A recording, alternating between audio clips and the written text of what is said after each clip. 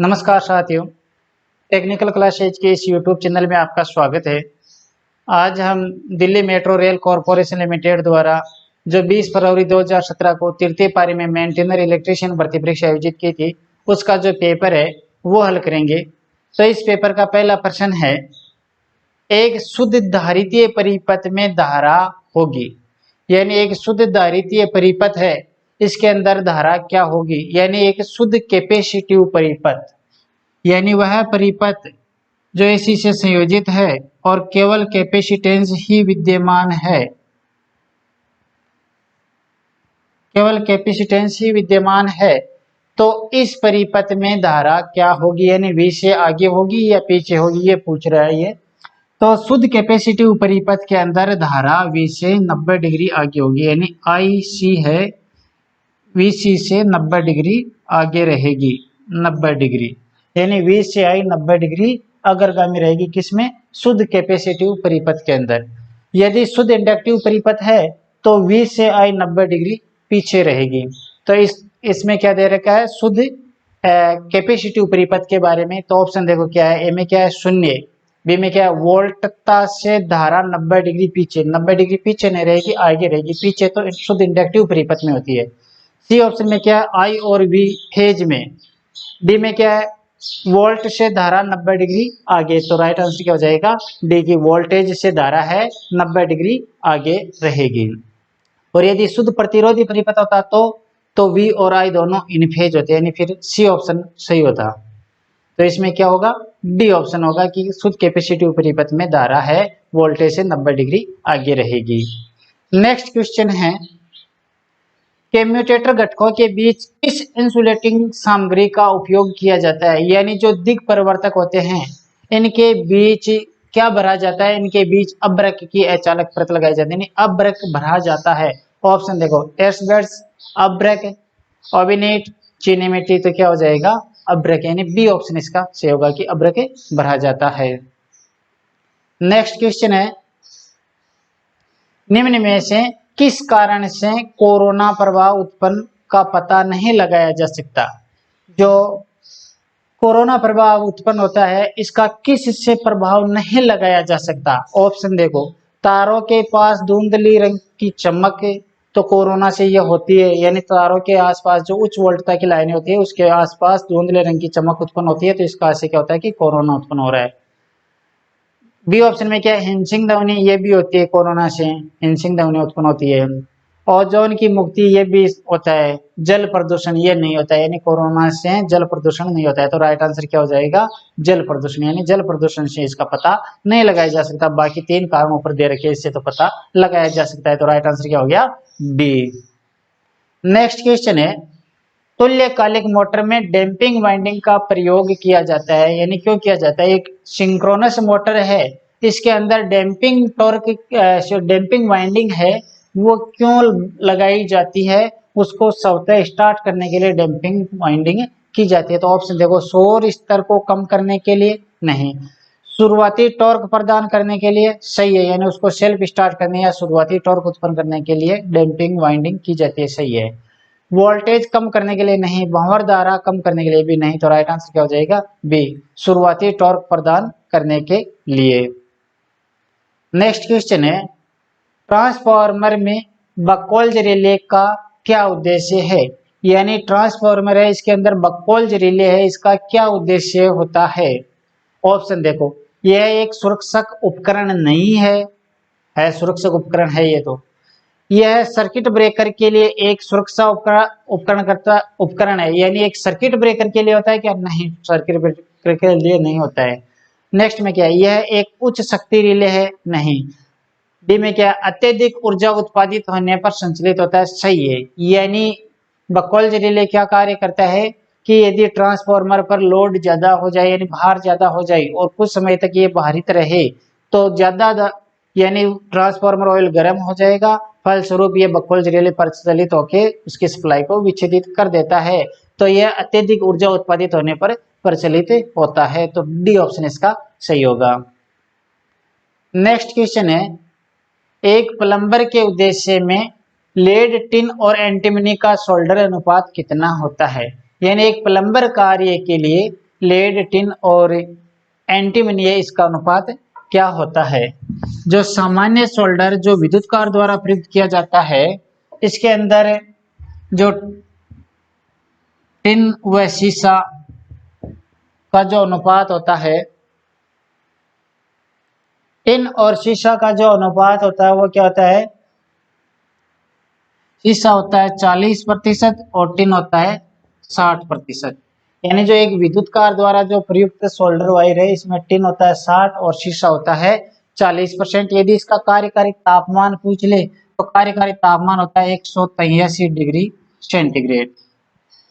जबकि प्लम्बर यानी बाहरी कार्यों के लिए प्रयुक्त सोल्डर वायर है, इसके अंदर टिन की मात्रा होती है 35%, शीशे की मात्रा होती है 65%, कार्यकारी तापमान होता है 237 डिग्री सेंटीग्रेड। कार्यकारी तापमान होता है 237 डिग्री। सामान्यतः जो प्लम्बर या भारी कार्यों के लिए, ये तो हो गया विद्युत कार के द्वारा, और ये हो गया प्लम्बर, प्लम्बर द्वारा प्रयुक्त। यदि एंटीमनी मिलाई जाती है, एंटीमनी मिलाई जाती है तो टिन की मात्रा कुछ कम कर दी जाती है, और यदि एंटीमनी है तो टिन का होता है 33%, शीशा होता है 66% और एंटीमनी होती है 1%। यानी टिन 33, शीशा 66 और एंटीमनी 1% को रखी जाती है। तो अब ऑप्शन देखो किस में है, किस ऑप्शन में है? डी ऑप्शन में देखो, लेड 66% यानी शीशा 66%, टिन 33%, एंटीमनी है 1%। तो राइट आंसर क्या हो जाएगा? डी ऑप्शन इसका सही होगा। नेक्स्ट क्वेश्चन है, यदि एक 4 पोल प्रत्यावर्तक 3000 आरपीएम पर चल रहा है तो जनरेटर में प्रेरित विद्युत वाहक बल की आवृत्ति क्या होगी? यानी कोई जनरेटर है या प्रत्यावर्तक है जो 3000 आरपीएम पर चल रहा है, एन बराबर क्या है?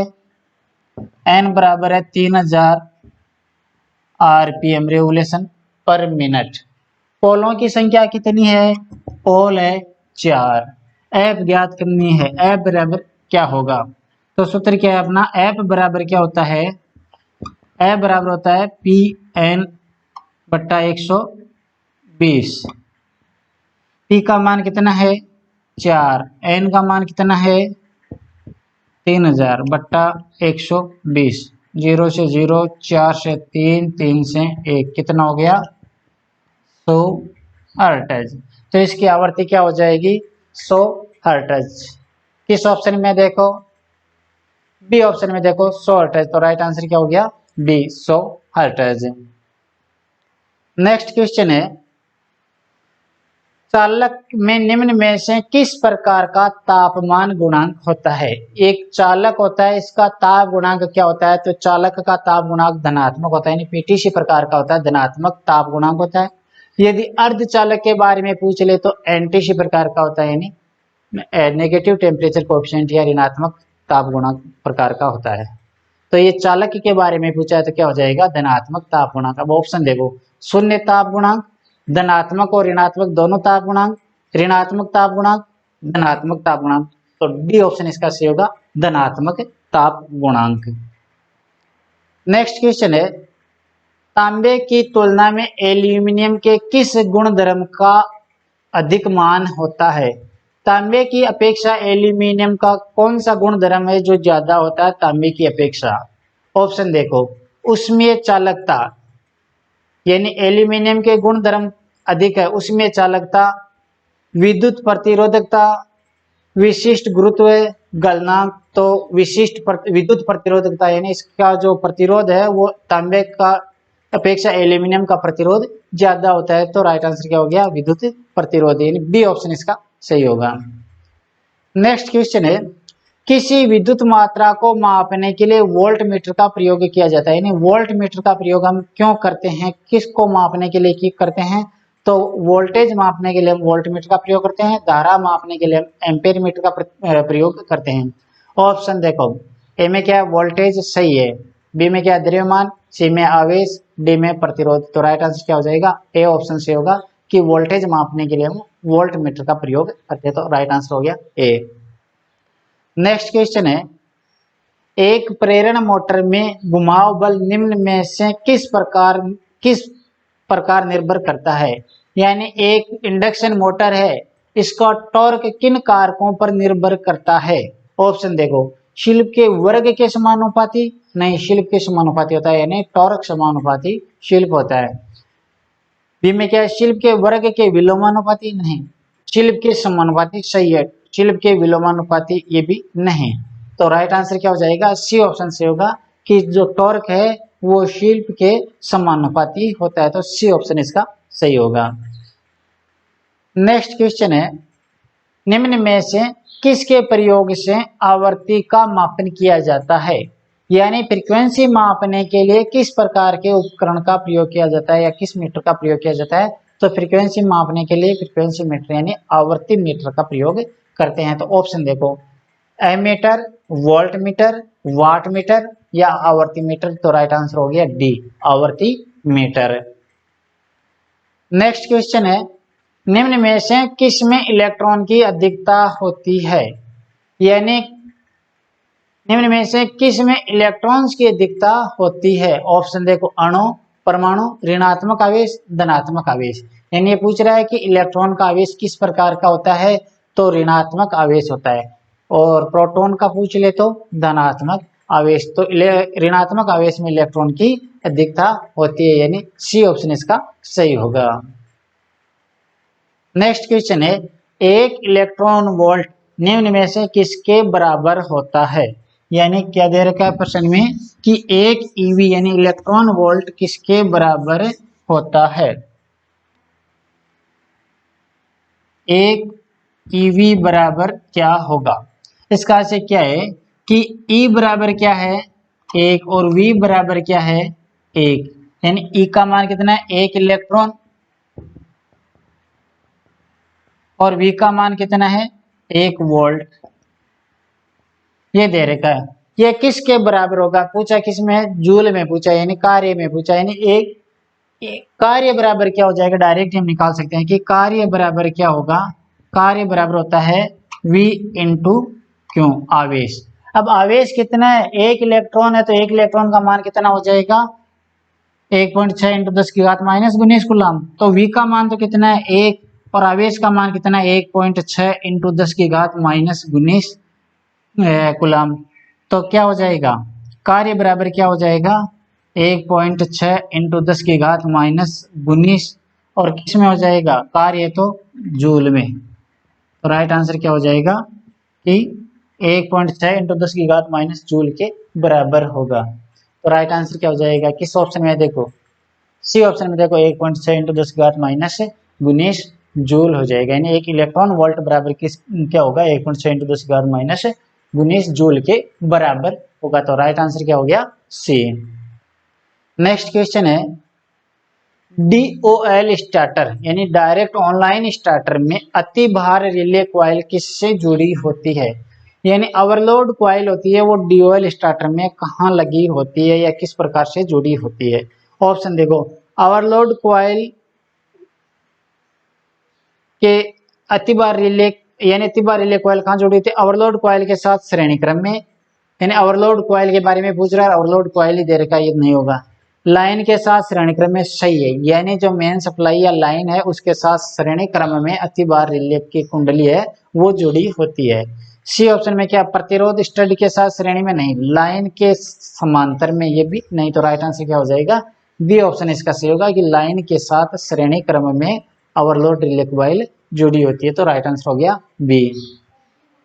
नेक्स्ट क्वेश्चन है, निम्न में से किस मोटर का प्रयोग एलिवेटर में किया जाता है। यानी किस प्रकार की मोटर का प्रयोग एलिवेटर में किया जाता है। तो एलिवेटर के अंदर जो क्यूमुलेटिव कंपाउंड मोटर होती है उसका प्रयोग किया जाता है। तो ऑप्शन देखो, संचय यौगिक मोटर, सही है, शंट मोटर नहीं, विभेदीय यौगिक मोटर नहीं, श्रेणी मोटर भी नहीं। तो राइट आंसर क्या हो गया, ए, कि संचय यौगिक मोटर का प्रयोग किया जाता है एलिवेटर्स में।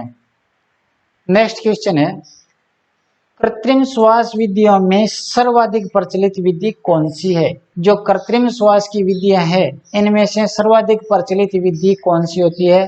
तो मुख से मुख में हवा भरने वाली होती है। तो ऑप्शन देखो मुंह से मुंह विधि सही है, नेल्सन विधि, सिल्वेस्टर विधि, मुंह से नाक विधि। तो राइट आंसर क्या हो गया, मुंह से मुंह में विधि, यानी ए ऑप्शन इसका सही होगा।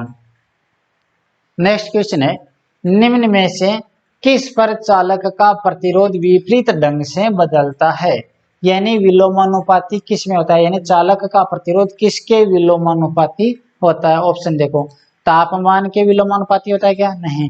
प्रतिरोधकता यानी विशिष्ट प्रतिरोध के विलोमानुपाती होता है क्या, नहीं। लंबाई के होता है क्या, नहीं। तो अनुप्रस्थ काट क्षेत्रफल सही है, यानी किसी चालक का प्रतिरोध लंबाई के समानुपाती होता है, विशिष्ट प्रतिरोध के समानुपाती होता है, तापमान पर भी प्रभावित होता है, यानी पीटीसी या एनटीसी प्रकार के होते हैं पदार्थ, और अनुप्रस्थ काट क्षेत्रफल के विलोमानुपाती होता है। तो इसमें यही पूछा कि किसके विलोमानुपाती होता है, तो अनुप्रस्थ काट क्षेत्रफल के विलोमानुपाती होता है। तो डी ऑप्शन इसका सही होगा। नेक्स्ट क्वेश्चन है, आर्मेचर धारा में वृद्धि होने पर आर्मेचर प्रतिक्रिया यानी रिएक्शन घटती है, यानी प्रश्न में क्या दे रखा है कि यदि आर्मेचर धारा में वृद्धि करते हैं तो क्या आर्मेचर रिएक्शन घटता है।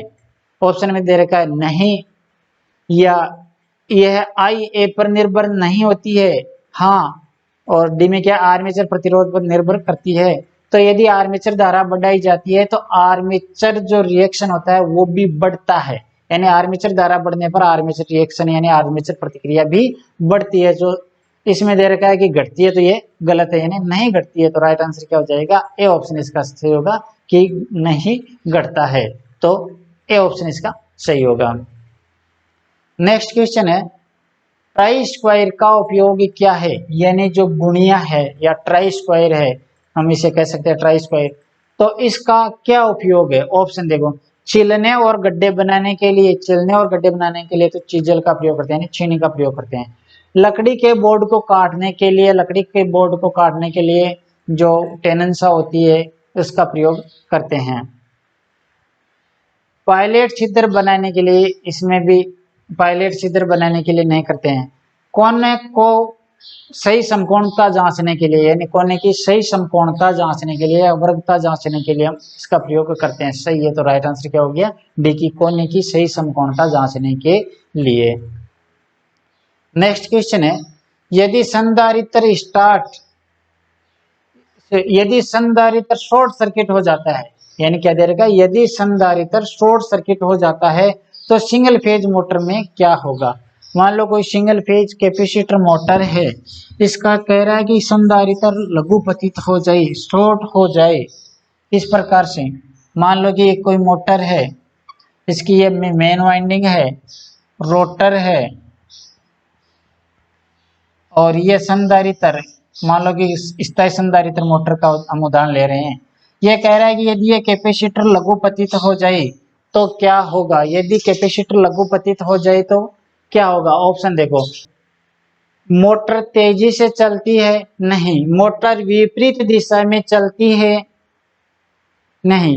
मोटर धीरे चलती है, नहीं। मोटर शुरू नहीं होती है, सही है, क्योंकि यदि ये कैपेसिटर लघुपतित हो जाएगा तो कला विभक्त नहीं होगा, फलस्वरूप मोटर प्रचलित नहीं होगी। तो राइट आंसर क्या हो गया, मोटर शुरू नहीं होती है, यानी डी ऑप्शन इसका सही होगा कि मोटर शुरू नहीं होती है। नेक्स्ट क्वेश्चन है, प्रेरण मोटर की काय निम्न में से किस धातु की बनाई जाती है, यानी एक इंडक्शन मोटर है, इसकी जो बॉडी है, काय है, वो किस धातु की बनाई जाती है, तो वो कास्ट आयरन की बनाई जाती है। ऑप्शन देखो, कांसा, silicon steel, aluminium, cast iron. तो राइट आंसर क्या हो जाएगा, कास्ट आयरन की बनाई जाती है, यानी डी ऑप्शन इसका सही होगा। नेक्स्ट क्वेश्चन है, टेस्ला निम्न में से किसकी इकाई है, यानी टेस्ला किसकी इकाई होती है, फ्लक्स घनत्व की, यानी वेबर प्रति मीटर स्क्वायर का हो या टेस्ला का हो, ये किसकी इकाई होती है, फ्लक्स घनत्व की। तो ऑप्शन देखो, प्रेरकत्व, फील्ड क्षमता, फ्लक्स या फ्लक्स घनत्व। तो राइट आंसर क्या हो जाएगा, फ्लक्स घनत्व की होती है टेस्ला जो इकाई। नेक्स्ट क्वेश्चन है, सिंगल फेज मोटर में प्रारंभिक गुणक निम्न से विकसित किया जाता है, यानी एक सिंगल फेज मोटर है, इसका स्टार्टिंग टॉर्क है वो किसके द्वारा विकसित किया जाता है। ऑप्शन देखो, कैपेसिटर रन मोटर, ये तो मोटर का प्रकार हो गया। स्प्लिट फेज मोटर, ये भी मोटर का प्रकार हो गया, यानी उसको प्रचलित करने की विधि हो गई कैपेसिटर के द्वारा या स्प्लिट है। Start motor, shaded pole motor, ये भी मोटर का प्रकार हो गया। तो इन ऑप्शनों को देखें तो क्या होगा कि सिंगल फेज मोटर के प्रारंभिक टॉर्क यानी स्टार्टिंग टॉर्क विकसित किया जाता है स्टार्ट मोटर द्वारा, यानी उसको स्टार्ट करने की विधि के अनुसार। तो राइट आंसर क्या होगा फिर सी ऑप्शन इसका सी होगा। नेक्स्ट क्वेश्चन है, आर्मेचर वाइंडिंग में निम्न में से कौन सा करंट होता है?